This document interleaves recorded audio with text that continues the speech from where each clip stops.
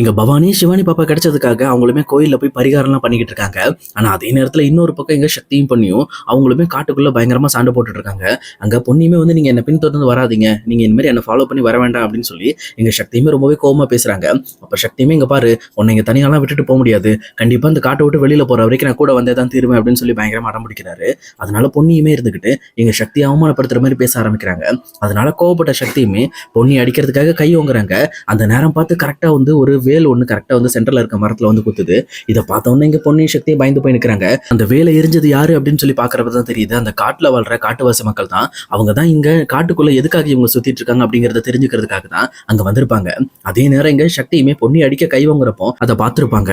அதை பார்த்துட்டு தான் இந்த பக்கம் அந்த பொண்ணு கஷ்டப்படக்கூடாது, அது மட்டும் இல்லாம இந்த மாதிரி காடுகள்ல நிறைய பேர் பாதிக்கப்படுறாங்க அப்படிங்கிற விஷயத்த தெரிஞ்சுக்கிட்டு இவங்களை தடுத்து கரெக்டா வந்து சக்தியை கூட்டிட்டு போறதுக்காக தான் வந்திருப்பாங்க. அதே நேரம் அந்த காட்டுவாசிக்காரங்களை பார்த்த உடனே எங்க சக்தியுமே பொண்ணையும் கொஞ்சம் பயந்து போய் நிக்கிறாங்க. அப்ப அவங்க ரெண்டு பேருமே பிடிச்சிட்டு அங்க இருந்து டைரக்டா அவங்களோட தலைவர்கிட்ட கூட்டு போறாங்க. அங்க போனதுக்கு அப்புறம் பொன்னியும் சக்தியும் வச்சு இந்த மாதிரி நீங்க யாரு, எதுக்காக இந்த காட்டுக்குள்ள வந்தீங்க அப்படிங்கிற விஷயத்தெல்லாம் அந்த ஊர் தலைவருமே கேட்கிறாரு. அதை கேட்ட உடனே தான் இந்த பக்கம் சக்தி சொல்றாங்க, இந்த மாதிரி நாங்க வந்து எங்களோட குழந்தை காணாம போயிடுச்சு, அதை கண்டுபிடிக்க தான் வந்தோம் அப்படின்னு சொல்லி சொல்றாரு. ஆனா சக்தியோட பேச்சு அவர் கேட்கற மாதிரியே தெரியல. அதே நேரம் பொன்னி சொல்றாங்க, ஆமாங்க எங்களோட குழந்தையை யாரும் இந்த கடத்தி இந்த காட்டுக்குள்ள கூட்டிட்டு வந்துட்டாங்க, அதை காப்பாத்த தான் வந்தோம் அப்படின்னு சொல்லி சொல்றாங்க. ஆனா அதை கேட்ட அந்த காட்டுல இருக்கிற தலைவருமே, என்னம்மா சொல்றீங்க, எங்க காட்டுக்குள்ள குழந்தைய கடத்திட்டு வந்துட்டாங்களா அப்படின்னு சொல்லி கேட்கறாங்க. ஆமாங்க, ஆனா எங்க குழந்தைய நாங்க கண்டுபிடிச்சிட்டோம், ஒரு அம்மா தான் எங்களுக்கு துணையா இருந்தாங்க, அவங்களோட ஹெல்ப்னால தான் அந்த குழந்தைங்களால கண்டுபிடிக்க முடிஞ்சிச்சு. அதுக்கப்புறம் அந்த குழந்தைய அங்கிருந்து நாங்களுமே வெளியில கொண்டு போயிட்டோம். ஆனா என்னால நடக்க முடியாதனால ரொம்பவே பொறுமையா நடந்து போயிட்டு இருந்தேன் அப்படின்னு சொல்லி சொல்றாங்க. அவங்க பேசுறதை கேட்ட உடனே இங்க அதுக்கப்புறம் அந்த காட்டோட வனராஜாவுமே புரிஞ்சுக்கிறாரு. ஆமா அதுக்கப்புறம் தான் இந்த ஆள் உங்ககிட்ட தகராறுக்கு வந்திருக்கான் அப்படின்னு சொல்லிட்டு எங்க சக்தியை பிளேம் பண்றாங்க. அப்ப சக்தியுமே இருந்துகிட்டு நீ யாரு முதல்ல அப்படின்னு சொல்லி கேட்கிறப்போ பொண்ணு கிட்ட கேட்கறாங்க, இந்த ஆள் உனக்கு தெரியுமா அப்படின்னு கேட்கறாங்க. அப்போ பொண்ணுமே இருந்துகிட்டு யாருன்னே தெரியாதுன்றாங்க. இது கேட்ட சக்தியுமே, பொண்ணு இங்க பாரு தயவு செஞ்சு உண்மையை சொல்லு, இந்த மாதிரி இப்படி பண்ணாது அப்படின்னு சொல்லிட்டு அவருமே எங்க பொண்ணுகிட்ட எவ்வளவு கெஞ்சி பாக்குறாரு. ஆனா இது எதையுமே பொண்ணு கேட்கிற மாதிரி தெரியல. அதே டைம்ல இன்னொரு பக்கம் இங்க வீட்டுல இருந்து சண்முகமும் என்னாச்சு இன்னும் சக்தியும் பொண்ணையும் வரவே இல்லை அப்படின்னு சொல்லிட்டு சக்தியோட மொபைலுக்கு கால் பண்றாங்க. அப்ப சக்தியுமே இங்க பாருங்க எனக்கு தெரிஞ்சவங்க கிட்ட கால் பண்றேன்னு சொல்லி தன்னோட மொபைல வெளியிட்டு இருக்கும்போது அதுல இருந்து காலுமே வருது. இதை பார்த்தோன்னே அந்த வனராசாவும் இது என்ன அப்படின்னு சொல்லி கேட்கிறாரு. அப்ப அங்க இருக்கிற ஒருத்தருமே இங்க பாருங்க இதுதான் இந்த வெளியுலக மனுஷங்கள்லாம் வந்து அதிகமா யூஸ் பண்ற பொருள் அப்படின்னு சொல்லிட்டு அந்த போனை எடுத்து கையில காட்டுறாங்க. இது பார்த்தோன்னா அவருமே அதை எடுத்து முதல்ல அங்க உள்ள போடு அப்படின்னு சொல்லிட்டு அந்த விஷயத்த இங்க சக்தி எடுக்கக்கூடாது அப்படிங்கிறதுக்காக அதை எடுத்து உள்ள போட்டுறாங்க. இந்த பக்கம் சண்முகமும் கால் பண்ணி பார்த்துட்டு என்ன இது சக்தி இன்னும் போன் எடுக்கல, என்ன பிரச்சனையா இருக்கும், ஏன் இப்படி பண்றான் அப்படின்னு சொல்லி யோசிச்சுட்டு இருக்காங்க. சரி இருக்கட்டு ஒருவேளை வந்துகிட்டு இருக்கலாம் அப்படின்னு சொல்லிட்டு அவரையுமே கொஞ்சம் காமா விட்டுறாரு. ஆனா இங்க பச்சைமலை காட்டுக்குள்ள இங்க பொண்ணி தங்கறதுக்கு உண்டான வசதிகளை அங்க செஞ்சு கொடுத்துட்டு அடுத்த நாள் காலையில பொண்ணியை வெட்டுறேன்னு சொல்றாங்க. அதே நேரம் ஒரு பொண்ணு அடிக்கிறதுக்கு கை வாங்கினதுனால இவனுக்கு என்ன தண்டனை கொடுக்கலாம் அப்படிங்கறத நம்ம நாளைக்கு கூட்டத்தை போட்டு முடிவு பண்ணலாம் அப்படின்னு சொல்லிட்டு அந்த வனராஜாவுமே சொல்லிடுறாரு. இது கேட்டோன்னு எங்க சக்தியுமே ரொம்பவே பயந்து போயிட்டு என்ன விட்டுருங்க நான் சொல்றதை கேளுங்க அப்படின்னு சொல்லிட்டு எவ்வளவோ பேசி பாக்குறாரு. ஆனா யாருமே அவர் பேச்சு கேட்கற மாதிரி இல்ல. அதே நேரம் இந்த பக்கம் டைரக்டா சக்தியை பிடிச்சிக்கிட்டு ரெண்டு பேரும் ஒரு இடத்துல மரத்துல கட்டி போட்டுறதுக்காக கூட்டிட்டு போயிட்டு இருக்காங்க. இன்னொரு பக்கம் எங்க பொண்ணியுமே அங்க நின்று ஒரு வேளை நம்ம தப்பு பண்ணிட்டோமோ, இந்த மாதிரி சக்தி இப்படி சொல்லியிருக்க கூடாதோ அப்படின்னு சொல்லிட்டு அவங்களுமே கொஞ்சம் டவுட்டோட யோசிச்சுக்கிட்டு இருக்காங்க. அதே நேரத்துல எங்க சக்தியை பிடிச்சிட்டு போயிட்டு இருக்கும்போது சக்தியுமே ஒரு விஷயத்த கண்ணால பாக்குறாரு. அதை பார்த்தோன்னு பயங்கரமா ஷாக் ஆகுறாரு. உண்மை சொல்ல போனா நின்றுகிட்டு இருக்க பொண்ணியோட சாரியில லைட்டா நெருப்பு பிடிக்க ஆரம்பிக்குது. இதை பார்த்தோன்னு எங்க சக்தி ரொம்ப பதறி போயிட்டு ஒரு நிமிஷம் என்ன விடுங்க விடுங்கன்னு சொல்லி பாக்குறாரு. பட் அவங்க விடுற மாதிரி தெரியல. உடனே அவர் பிடிச்சிக்கிட்டு இருந்த அந்த காட்டுவாசி ஆட்களை ரெண்டு பேரையுமே அடிச்சு போட்டுட்டு டைரக்டா எங்க பொண்ணு கிட்ட வந்து அவங்க சாரியில பத்தி இருக்கிற அந்த நெருப்பு அணைக்க ஆரம்பிக்கிறாங்க. இதை பார்த்த உடனே அங்க இருக்கிற எல்லாருமே பரவாயில்ல இந்த பையன் ஒரு நல்லது செய்யறதுக்காக தான் இதை பண்ணிருக்கான் அப்படின்னு சொல்லிட்டு எல்லாருமே அங்க பொண்ணுக்காக ஹெல்ப் பண்ண போறாங்க. அப்ப இதை பார்த்துட்டு இருக்கிற வனராசாவுமே கண்டிப்பா நீ வந்து ஒரு நல்ல உயிர் தான்ப்பா, நீ வந்து இந்த பொண்ணை காப்பாத்த தான் நினைச்சிருக்க அப்படின்னு சொல்லிட்டு அவருமே சொல்றாங்க. அப்ப சக்தியுமே இருந்துகிட்டு இங்க பாருங்க பொன்னி உங்களுக்கு ஒன்னும் ஆகல அப்படின்னு சொல்லிட்டு பொன்னி ரொம்பவே பார்த்து விசாரிச்சுக்கிட்டு இருக்காங்க. அப்போ பொண்ணுமே அங்க நடந்த விஷயத்துல ரொம்பவே பதட்டப்பட்டு இல்ல எனக்கு ஒண்ணும் இல்லை அப்படின்னு சொல்லிட்டு அவங்களுமே கொஞ்சம் அந்த பதட்டத்தோட இருக்காங்க. ஆனா இதை பார்த்துட்டு இருக்க காட்டு ராசாவுமே இங்க பாருமா இந்த பையன் உன் மேல ரொம்ப அன்பா இருக்கான் போல இருக்கு அப்படின்னு சொல்லி பொண்ணு கிட்ட கேட்கறாங்க. அப்ப பொண்ணியுமே எதுவுமே பேசாம ரொம்பவே சைலண்டா இருக்காங்க. அதே நேரத்துல சக்தியுமே சரி விடுங்க அதெல்லாம் எதுக்கு இது பேசிக்கிட்டு விடுங்க அப்படின்னு பொண்ணு உனக்கு ஒண்ணும் இல்ல ஒன்னும் பிரச்சனை இல்லை அப்படின்னு சொல்லிட்டு பொண்ணுகிட்டயுமே விசாரிச்சுக்கிட்டு இருக்காங்க. அதுக்கப்புறம் அங்க இருக்க எல்லாருமே பரவாயில்ல இந்த பொண்ணுக்கு எந்த பிரச்சனையும் இல்லை அப்படின்னு சொல்லிடுறாங்க.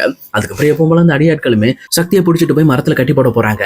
ஆனா அங்க இருக்கிற அந்த வனராசாவும் அந்த பையனை விட்டுருங்க, அவன் ஏன் கூட ஒரு நாள் தங்கட்டு, அதுக்கப்புறம் நாளைக்கு காலையில அவனையுமே இந்த காட்டை விட்டு வெளியில அனுப்பிடலாம் அப்படின்னு சொல்லிட்டு அவரோட முடிவு அறிவிக்க போற நேரத்துல கரெக்டா இங்க அந்த 2 கடத்தல்காரங்களையும் அவங்க காட்டுவாசியில 2 பேர் சேர்ந்து பிடிச்சிட்டு வராங்க. இதை பார்த்தோன்னா அங்க சக்தி மறுபடியுமே கோவப்பட்டுட்டு அந்த அடியாட்களை போய் அடிக்க ஆரம்பிக்கிறாங்க. இதை பார்த்து அந்த வனராசாவும் முதல்ல நிறுத்து தம்பி, எதுக்காக இப்படி பண்ணிக்கிட்டு இருக்க, அவங்களும் இந்த காட்டுக்குள்ள ஒன்ன முதலே வழி தவறி கூட வந்திருக்கலாம், ஏன் இப்படி பண்ற, ஏன் இப்படி ரகடா நடந்துக்கிற அப்படின்னு சொல்லிட்டு இங்க சக்தியை பிடிச்சி மிரட்ட ஆரம்பிக்கிறாரு. ஆனா சக்தியுமே இங்க பாருங்க வனராசா, நீங்க தப்பா புரிஞ்சுட்டு இருக்கீங்க, எங்களோட பொண்ணை கடத்தினதே இவன் தான், இவங்க 2 பேர் சேர்ந்து தான் எங்க பொண்ணை கடத்திட்டு போக ட்ரை பண்ணானுங்க, அதுவும் எங்க கண்ணு முன்னாடியே, அதனாலதான் இவங்க அடிச்சுதான் நாங்க எங்களோட குழந்தைய பிடுங்கி அங்க இருந்து நாங்க வெளியில கொடுத்தோம் அப்படின்னு சொல்றாங்க. இது கிட்டோன்னு அந்த காட்டுவாசிகள் எல்லாம் பயங்கரமா கோவப்பட ஆரம்பிக்கிறாங்க. அப்ப அந்த 2 அடியாட்களையுமே பிடிச்சி இங்க வனராசா முன்னாடி கொண்டு வந்து முட்டி போட வைக்கிறாங்க.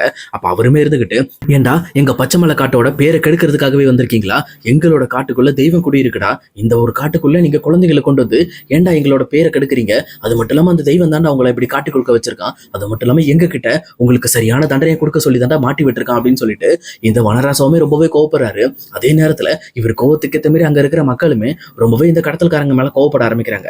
அப்ப சக்தியுமே கொஞ்சம் ரிலாக்ஸ்ட் ஆயிடுறாரு. ஏன்னா இந்த கடத்தல்காரங்க போலீஸ்ல மாட்டினா கூட பணத்தை கொடுத்து வெளியில வந்துருவாங்க, ஆனா இந்த காட்டுவாசி கூட்டத்துக்கிட்ட மாட்டினா கண்டிப்பா இவங்களை சும்மா விட மாட்டாங்க, இவங்க பண்ண தப்புக்கு இவங்க கண்டிப்பா அனுபவிப்பாங்க அப்படிங்கறதையுமே சக்தியுமே புரிஞ்சுக்கிறாங்க. ஆனா அதே நேரத்துல இவங்க எதுக்காக கடத்துறாங்க, யார் சொல்லி கடத்துறாங்க அப்படிங்கிற உண்மையை தெரிஞ்சுக்கணும் அப்படிங்கிறதுக்காக எங்க சக்தியுமே வனராஜா அவங்க கிட்ட நான் ஒரு விஷயத்த தனியா பேசலாமா அப்படின்னு சொல்லிட்டு அங்க வனராஜா கிட்ட போய் தனியா பேச ஆரம்பிக்கிறாரு. அப்ப அவர்கிட்டயுமே இங்க பாருங்க, இவங்க எங்க குழந்தைய பணத்துக்காக தான் கடத்திருக்காங்க, அது யார் சொல்லி கடத்துறாங்க, என்ன ஒரு காரணத்துக்காக கடத்துனாங்க அப்படிங்கிற விஷயத்த நாங்க தெரிஞ்சுக்கணும்னு ஆசைப்படுறோம், எப்படியாவது எங்களுக்கு உதவி பண்ணுங்க, அப்பதான் எங்க அண்ணன் குழந்தைய கடத்தினது யாரு அப்படிங்கிறத நாங்க கண்டுபிடிக்க முடியும், இல்ல அப்படின்னா மறுபடியும் அந்த குழந்தைய கடத்திடுவாங்க, அதுக்காக தான் நான் கேட்கறேன் அப்படின்னு சொல்லி சக்தியுமே வனராஜா கிட்ட ஹெல்ப் பண்றாரு. அப்ப அந்த வனராஜாவுமே இங்க பாரு தம்பி, உன் நல்ல மனசுக்கு கண்டிப்பா நான் இதை ஹெல்ப் பண்றேன், நீ கவலைப்படாத, நீ யாருன்னே தெரியாத அந்த பொண்ணோட உயிரை காப்பாத்தினப்பவே நீ எந்த அளவுக்கு நல்லவன் அப்படிங்கறத நான் புரிஞ்சுக்கிட்டேன் அப்படின்னு சொல்றாங்க.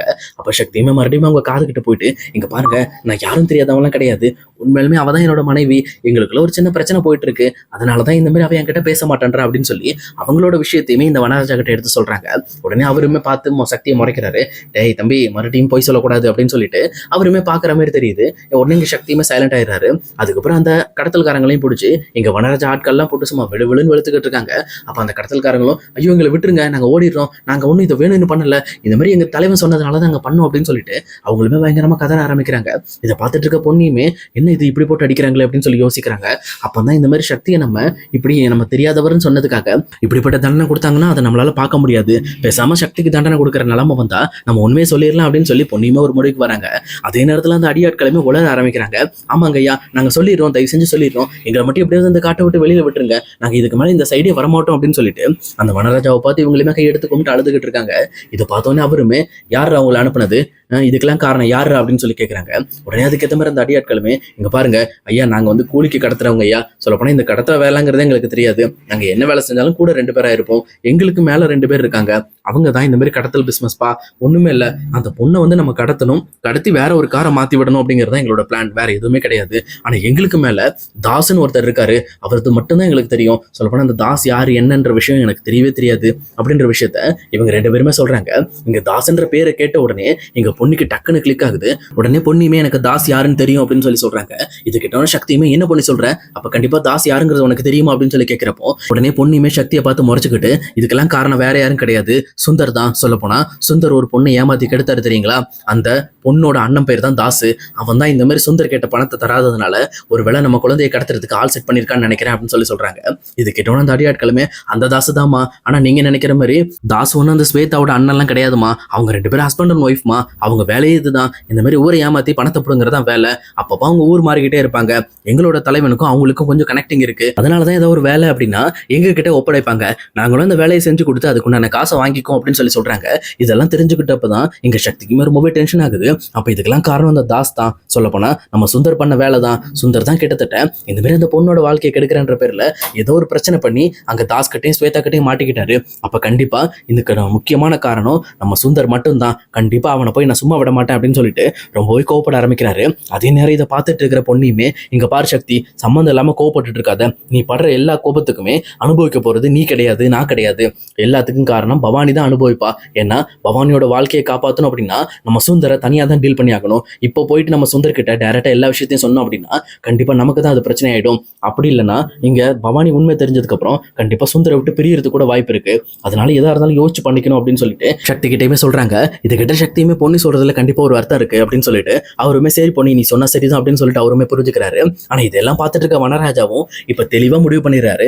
எனக்கு என்னமோ இந்த பையன் சொன்ன மாதிரி இவங்க 2 பேரும் ஒரு நாள் ஹஸ்பண்ட் அண்ட் ஒய்ஃபா இருப்பாங்க அப்படின்னு நினைக்கிறேன் அப்படின்னு சொல்லிட்டு அவருமே சொல்லிடுறாரு. இது கேட்டோன்னு எங்க சக்தியுமே பரவாயில்ல வனராஜா செம்மையா பிடிச்சிட்டீங்க, நீங்க சொல்றது உண்மை, கரெக்டா நாங்க 2 பேரும் ஹஸ்பண்ட் அண்ட் ஒய்ஃப் தான் அப்படின்னு சொல்லிட்டு அவருமே பயங்கரமா துள்ளி குதிச்சிட்டு இருக்காரு. இதை பார்த்துட்டு இருக்க வனராஜாவும் பரவாயில்ல விடு தம்பி, உன் மேல கோபத்துல இருக்கிறவன் பஞ்சாதி ஊருக்கு வந்தா செய்யா போயிடும், எதுக்காக நீ கவலைப்படுற, நாளைக்கு காலையில நீங்க இந்த பச்சை மலை காட்டை விட்டு கிளம்புங்க, மத்த வேலையை நாங்க பாத்துக்கிறோம், அது மட்டும் இல்லாம உங்க குழந்தைய கடத்தினவன சும்மா விட்டுறாதீங்க அப்படின்னு சொல்லிட்டு அந்த வனராஜாவும் சொல்லிட்டு இவங்க எல்லாருமே ரெஸ்ட் எடுக்கிறதுக்கு ஒரு இடத்தையுமே கொடுக்குறாங்க. அதே நேரத்துல எங்க சக்தியுமே எல்லாரும் தூங்குனதுக்கு அப்புறம் பொன்னியை போய் மீட் பண்றாரு. மீட் பண்ணது மட்டும் இல்லாம நீ சொன்னது சரிதான் பொன்னி, இப்ப எப்படி நம்ம சுந்தர் கிட்ட டீல் பண்ணலாம், நீயே சொல்லு, நீ சொன்னதை நான் அதை செய்யறேன் அப்படின்னு சொல்லிட்டு எங்க சக்தியுமே பொன்னியோட ஐடியாவை கேட்க ஆரம்பிக்கிறாங்க. பொன்னியுமே பவானியோட வாழ்க்கையை காப்பாற்றணும் அப்படிங்கிறதுக்காக ஒரு சரியான திட்டத்தை போட்டு இந்த பக்கம் சக்தி கிட்ட பேசிட்டு இருக்காங்க. ஆனா இன்னொரு பக்கம் இன்னும் சண்முகமும் சந்திரசேகரும் சேர்ந்துட்டு என்னாச்சு சக்தியும் பொன்னியும் காணும் அப்படின்னு சொல்லிட்டு இவங்க 2 பேரும் போனுக்கே கால் பண்ணி பாக்குறாங்க. அப்ப சக்தியோட போனுமே சுவிச் ஆஃப்ல இருக்கு. அதே நேரம் இன்னொரு பக்கம் சார்ஜ் இல்லாம பொன்னியோட போன் ஆஃப் ஆயிருக்கிறதுனால அவங்களுமே சுவிச் ஆஃப்னு காட்டுது. இவங்க ஏதோ பிரச்சனைல மாட்டிக்கிட்டாங்களா அப்படின்னு சொல்லிட்டு அவங்களுமே ஒரு பக்கம் பயப்பட ஆரம்பிக்கிறாங்க.